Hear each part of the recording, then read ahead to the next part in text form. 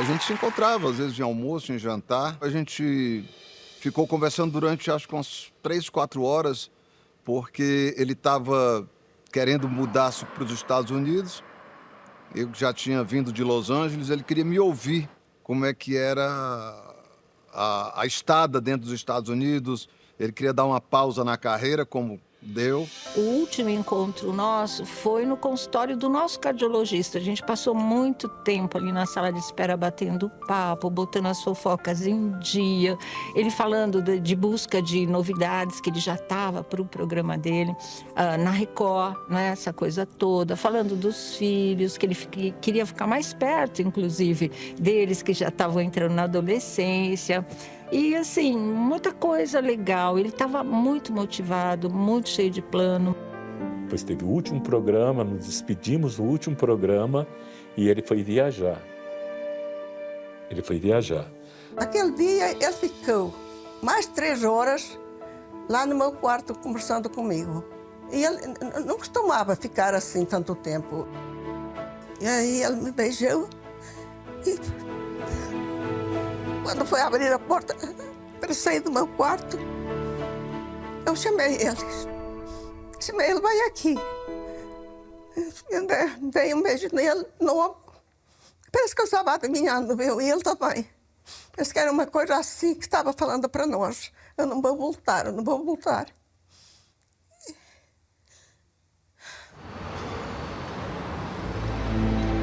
Niltinho, ele podia ter errado o caminho. Ele tinha errado o caminho, entendeu? De chegar até o aeroporto. E eu passei a saída para o aeroporto. Aí eu falei, patrão, nossa, desculpa, passei ele. Aí ele olhou no relógio e falou, não, Nilton, tá tranquilo, estamos com tempo. Aí fiz o retorno e tal. Aí chegamos no aeroporto, dei tchau para ele e... acabou. Ele podia ter ido para o Rio de Janeiro, entendeu? Aí ele voltou, pegou o avião, aconteceu o que aconteceu.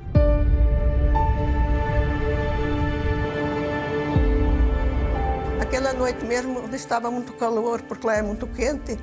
E ele perguntou para as crianças, por que está tanto calor aqui? Que é do ar-condicionado?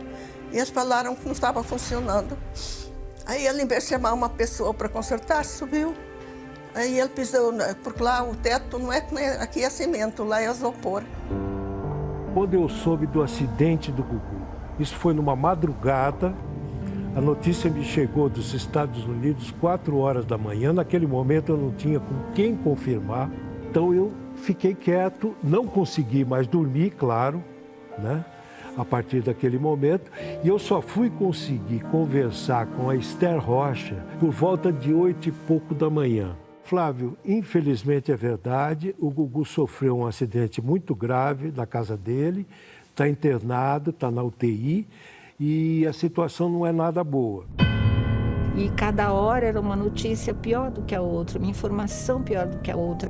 A gente teve que esperar e conviver com essa angústia. Chegando lá, fomos direto para o hospital e ele já estava desacordado. A gente já não conseguia falar mais nada com ele. Eu notei que ele estava muito assim, com uma expressão muito serena, mas desacordado. Ele não tinha mais nenhuma reação conosco. E aí a minha mãe não aceitava a coisa da maneira que tinha acontecido. Ele estava lá no hospital, na cama, que ele parecia que estava vivo. Porque eles conservavam ele estava quentinho, estava tudo. Parecia que estava vivo, ninguém dizia que ele estava morto. Fui direto para o hospital. Eu lembro vagamente que o lobby estava cheio de amigos, conhecidos. Eu passei reto. E quando eu entrei no quarto, por conta do respirador, eu tinha a impressão de que ele estava vivo. Talvez era a minha mente trabalhando nesse sentido. E aí eu olhei para os aparelhos e não tinha sinal. E eu entrei em desespero. Eu gritei, eu berrei não querendo acreditar que aquilo fosse possível, porque a vida inteira, a lógica é que eu sou 7 anos mais velho e a lógica é que se tivesse que acontecer algum... Desculpa. Ele sofreu uma queda acidental. Foi levado às pressas para este hospital.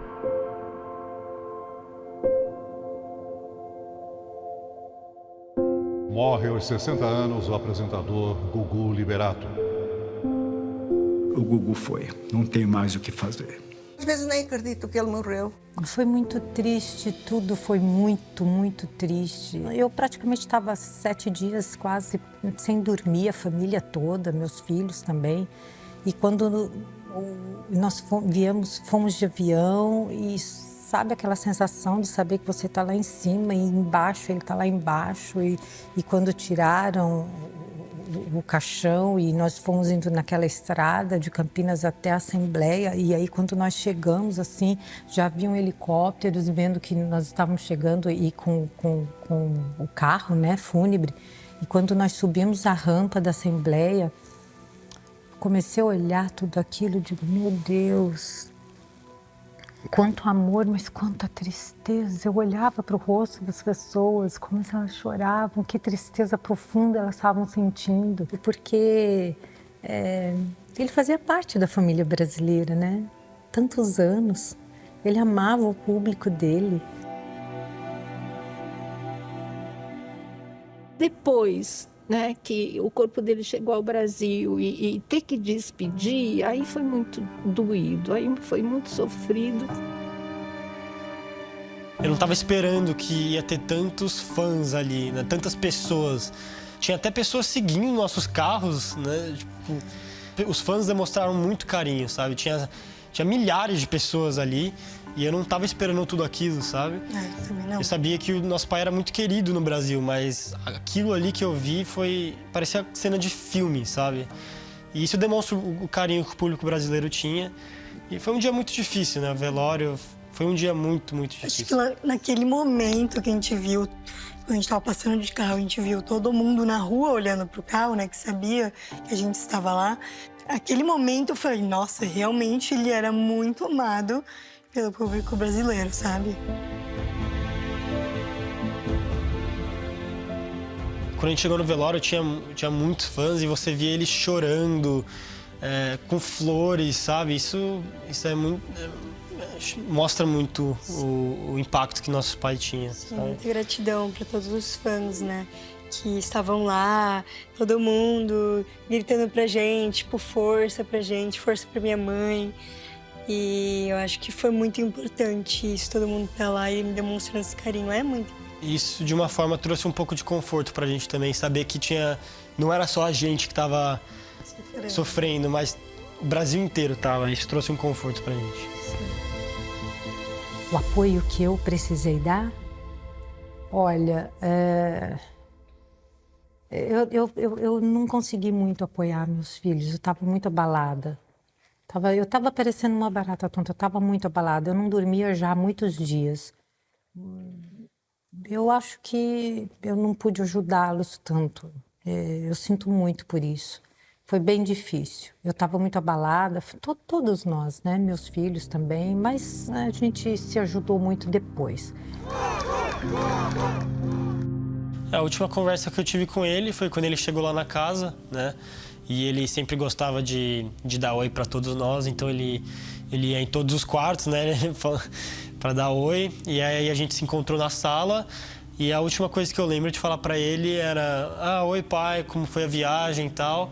E ele gostava muito de sair junto para comer, né? Para jantar fora.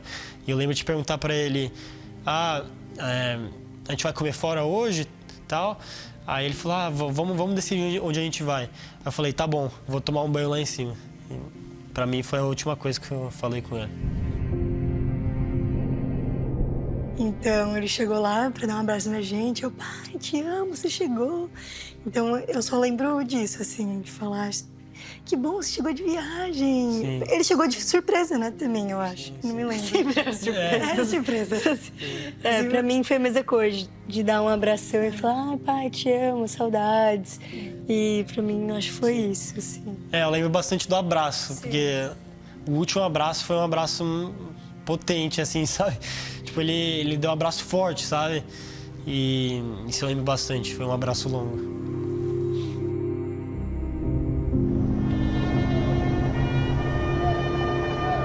Eles sofrem bastante. O João, principalmente, ele sente muita falta do pai. As meninas também, evidente que sim. Eu sinto que o João, ele acho que por ser homem, né, quer a presença do pai, né, da figura masculina. E eles sentem muito, muito. Nos aniversários, nas celebrações, nas formaturas, nas conquistas, no dia a dia. O Gugu vinha muito para cá, para os Estados Unidos, ele era muito presente aqui. De vez em quando ele conseguia uma folguinha lá na Record e vinha para cá, ficava o tempo que podia, né? Às vezes ficava 10 dias, às vezes 2 semanas, às vezes só 1 semana, mas vinha sempre. Então, eles têm sofrido bastante. Vejo a foto lá.